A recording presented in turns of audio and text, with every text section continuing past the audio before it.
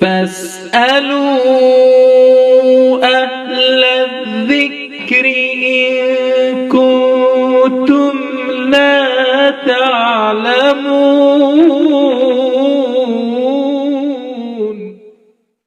مفتیان دارالفتاء والقضاء ضلع بارہ بنکی، السلام علیکم ورحمۃ اللہ وبرکاتہ۔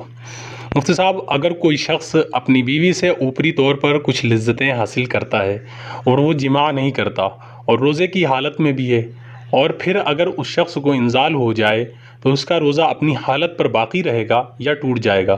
سائل ہیں سفیر الدین بارہ بنکوی۔ وعلیکم السلام ورحمۃ اللہ وبرکاتہ۔ بسم اللہ الرحمن الرحیم۔ الجواب وباللہ التوفیق۔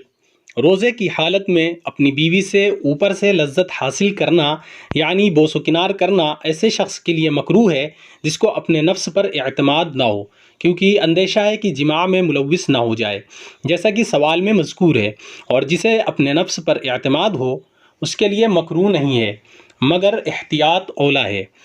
صورت مسئولہ میں دوران مذاق بوس و کنار کرتے ہوئے احتلام ہو گیا یعنی منی نکل گئی غلبہ شہوت کی بنا پر، تو ایسی صورت میں روزہ فاسد ہو جائے گا، صرف ایک روزے کی قضا لازم ہوگی، کفارہ نہیں فقط۔